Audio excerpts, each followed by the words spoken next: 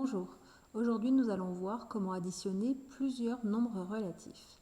Il y a trois méthodes possibles. Les deux premières, celles que je vous présente, calculer de gauche à droite et regrouper les termes négatifs et les termes positifs, peuvent s'appliquer n'importe quand. Donc la première, calculer de gauche à droite, c'est la méthode que l'on connaissait déjà d'avant quand on avait une suite d'addition et de soustraction.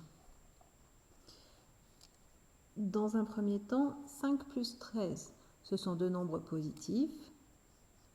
J'additionne les distances à 0, le résultat est positif, ça me donne 18. Je recopie ce qui reste. Moins 4, plus 3, moins 6. Il est très important de toujours recopier les termes qui restent. Ensuite, on continue. 18 moins 4, 14.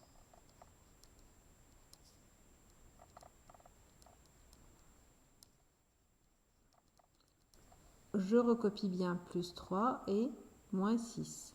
14 plus 3, 17. Je recopie le moins 6.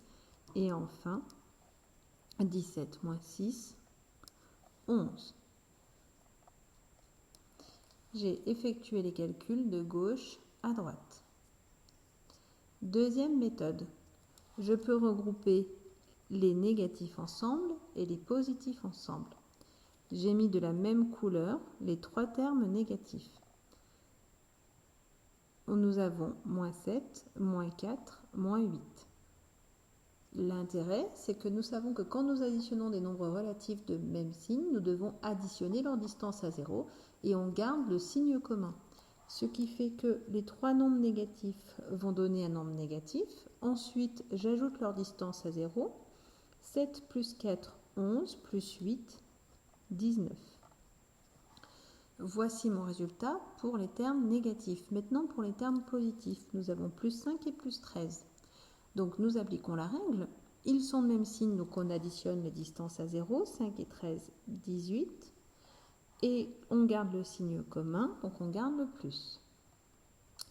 Il ne nous reste plus qu'à conclure. Nous avons une addition d'un négatif et d'un positif. Cette fois, quand ils sont de signe contraire, nous faisons la soustraction des distances à 0.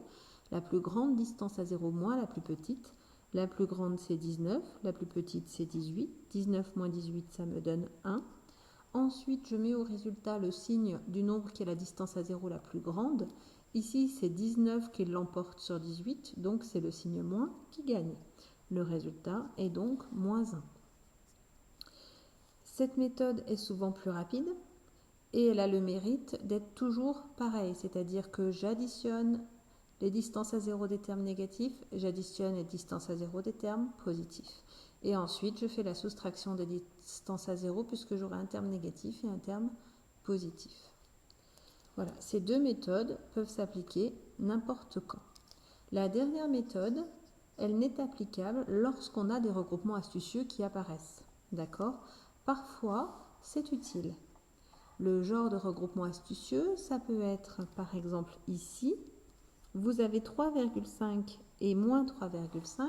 Cela fait référence à la petite remarque que nous avions écrite dans le grand 1, c'est que quand nous avons des nombres relatifs de signe contraire, quand on les additionne, le résultat vaut 0. Ce qui fait que 3,5 moins 3,5, cela me donne 0. Ensuite, il est intéressant de regrouper aussi en fonction des nombres décimaux que nous avons, s'ils peuvent nous donner des entiers ou si nous pouvons obtenir la dizaine. Par exemple, ici, 6,5 plus 0,5, ça va me donner plus 7. Et enfin, le terme moins 4,2, je n'oublie pas de le recopier. Lui, il ne se regroupe pas astucieusement avec quelqu'un, on le recopie, mais au moins on a déjà pu calculer 4 termes très facilement.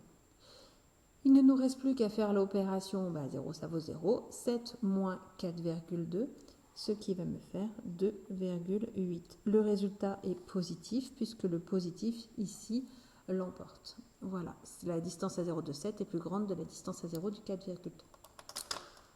À vous de jouer maintenant, bon travail.